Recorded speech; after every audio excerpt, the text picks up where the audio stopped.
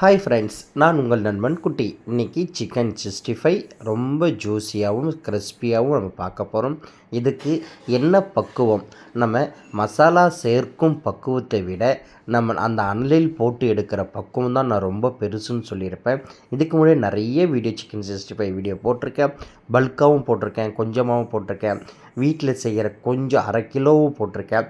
அதனால் உங்களுக்கு இன்னும் நல்லா இந்த வீடியோவில் புரியலன்னா நீங்கள் கண்டிப்பாக போய் என்னுடைய சேனல் வீடியோ பாருங்கள், உங்களுக்கு ரொம்ப சூப்பராக புரியும். இப்போது சிக்கன் 65 கறியை எடுத்து நம்ம நல்லா மஞ்சத்தூள் சேர்த்து தண்ணியில் 3-4 முறை அலசி இது கூட இப்போ மசாலா சேர்க்க போகிறோம். அந்த கறியை தண்ணி இல்லாமல் வடிகட்டி எடுத்துக்கணும். கொஞ்சமாக மஞ்சத்தூள், இஞ்சி பூண்டு சாந்து, தனி மிளகாய் தூள், தயிர், இது கூட எலுமிச்சை சாறு.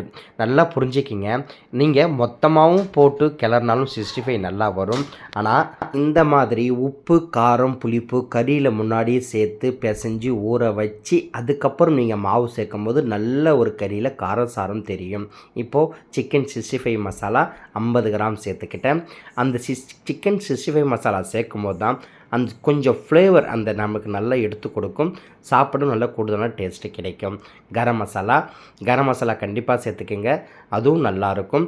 இப்போது நான் அரைச்ச பட்டை, கிராம், ஏலக்காய், சோம்பு நான் என் வீடியோவில் போட்டிருக்கேன். அந்த அளவில் 1 டீஸ்பூன் அளவுக்கு இது கூட சேர்த்துக்கிட்டேன்.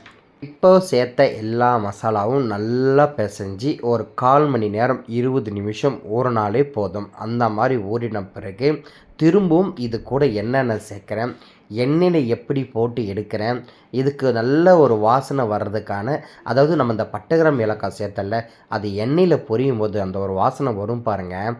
அடப்போங்க, நீங்கள் அந்த மாதிரிலாம் போட்டு சாப்பிட்டு பாருங்களேன், ரொம்ப ரொம்ப சூப்பராக இருக்கும். அந்த கறியில் பார்த்தீங்களா அப்படியே மசாலா ஊறி நமக்கு சூப்பராக இருக்குது. இப்போது கார்ன்ஃப்ளவர் மாவு, அதாவது ஒரு 20 நிமிஷம் ஊறின பிறகு கார்ன்ஃப்ளவர் மாவு சேர்த்துக்கிறேன். கார்ன்ஃப்ளவர் மாவு எதுக்காக நம்ம சேர்க்குறோன்னா, அந்த மசாலா தனியாக பிரியாமல் அந்த கறி கூடயே ஒட்டிகிட்டு இருக்கும், நமக்கு சாப்பாடு நல்ல ஒரு சுவை கிடைக்கும். அதனால் நீங்கள் அதிகமாக சேர்த்துட்டிங்கன்னா அது ஒரு போண்டா மாதிரி சவச்சவனு தன்மை, அதாவது 65 போட்டு ஆறிடுச்சுன்னா நமக்கு சில 65 பாருங்களேன் சவச்சவன்னு இருக்கும். அதுக்கு காரணம் அதிக கார்ன்ஃப்ளவர் மாவு சேர்க்கறதுனால. இப்போது கார்ன்ஃப்ளவர் மாவு சேர்த்து அது ஒரு 10 நிமிஷம் 1/4 மணி நேரம் ஊறின பிறகு அரிசி மாவு சேர்த்துக்கணும். அதாவது நல்லா புரிஞ்சுக்கிங்க, அரிசி மாவு நீங்கள் எப்போ வானலில் எண்ணெய் ஊற்றி நீங்கள் 65 போட போகிறீங்களோ அப்போ சேர்த்துக்கிங்க. ஏன்னா அப்போ தான் நல்ல ஒரு கிறிஸ்பியான தன்மை, முறுமுறுப்பு தன்மை கிடைக்கும். நீங்கள் முன்னாடியே சேர்த்துட்டிங்கன்னா அரிசி மாவு நல்லா காஞ்சி ஒரு மாதிரி ஹார்டாகிடும். 65 நமக்கு கொஞ்சம் ஹார்டாக இருக்கிற மாதிரி இருக்கும். மாவு சேர்க்காமலும் கறி எண்ணெயில் போடக்கூடாது, மாவு அதிகமாகவும் சேர்க்கக்கூடாது. அந்த அளவுக்கு பதத்தில் சேர்க்கணும். எல்லா அளவும் நான் உனக்கு டிஸ்பிளே கொடுக்குறேன், நீங்கள் பார்த்து நோட் பண்ணிக்கிங்க. முதல்ல ஃபஸ்ட்டு கொஞ்சம் ஒரு 5-4 பீஸ் அளவுக்கு எண்ணெயில் போட்டு அதை நீங்கள் பொரித்து உப்பு, காரம், புளிப்பு, பதம் எல்லாத்தையும் செக் பண்ணிவிட்டு அதுக்கப்புறம் போடுங்க. நீங்கள் எடுத்தோடனே நீங்கள் அவசரத்தில் பிசைஞ்சு மொத்தமாக நிறைய போட்டிங்கன்னா அதில் ஏதோ உப்பு அதிகமாக இருக்கலாம், கம்மியாக இருக்கலாம், இல்லை காரம் பத்தாமல் இருக்கலாம்.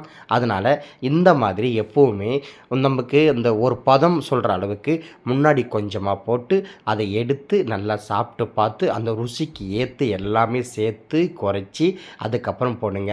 இங்கே பாருங்களேன், அந்த மசாலா பிரியாமல் நமக்கு எவ்வளோ சூப்பராக இருக்குது பாருங்கள்.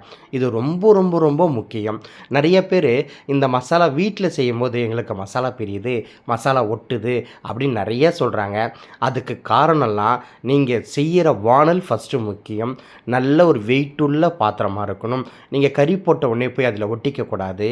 அது இல்லாமல் நீங்கள் போடும் கறி எண்ணெய்க்குள்ளே போய் இருக்கணும். நீங்கள் இப்போ சும்மா வீட்டில் என்ன பண்ணுவாங்க, 1/4 லிட்டர் எண்ணெயை ஊற்றி 10 பீஸை போட்டு வறுக்கிற மாதிரி பொரிச்சு எடுப்பாங்க.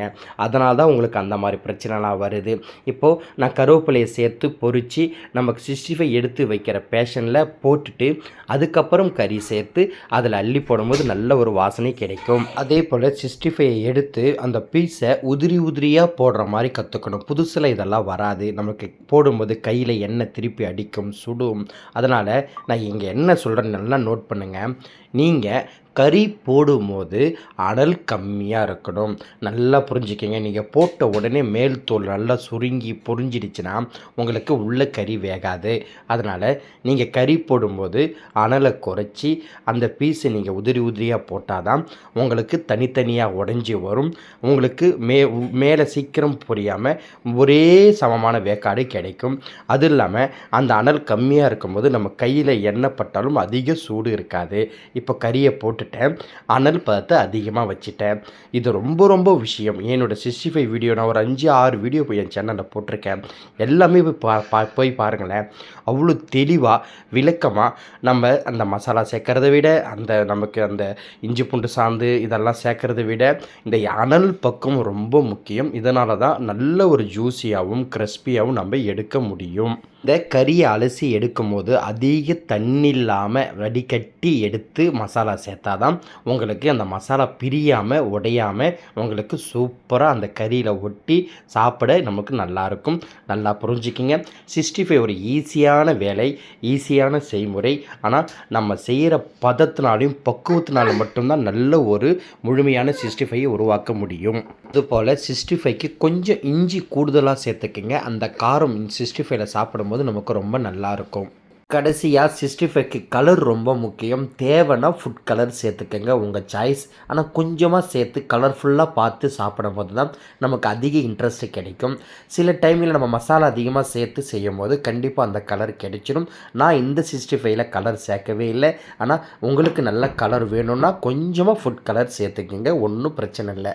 என் வீடியோ பிடிச்சிருந்தால் லைக் பண்ணுங்கள், ஷேர் பண்ணுங்கள், கமெண்ட் பண்ணுங்கள். கண்டிப்பாக சப்ஸ்கிரைப் பண்ணுங்கள். கண்டிப்பாக நான் உங்கள்கிட்ட எப்பவும் கேட்குறது ஷேர் பண்ணுங்கள். எங்கேயும் ஒரு வளர்ந்து வாழும் மாஸ்டர்கள் இந்த வீடியோ பார்க்கும்போது நல்ல தெளிவாகவும் ஈஸியாகவும் புரிஞ்சு கொண்டு அவங்க வாழ்வில் ஒரு முன்னேற்றத்துக்கு வருவாங்க. கண்டிப்பாக என் சேனல் உங்களுக்கு வீடியோ எல்லாம் பிடிச்சிருந்தா எனக்காக நீங்கள் ஷேர் பண்ணுங்கள். நான் போடும் வீடியோ தொடர்ந்து பார்க்கும் அனைத்து நண்பர்களுக்கும் என் மனமார்ந்த நன்றியை தெரிவித்துக் கொள்கிறேன்.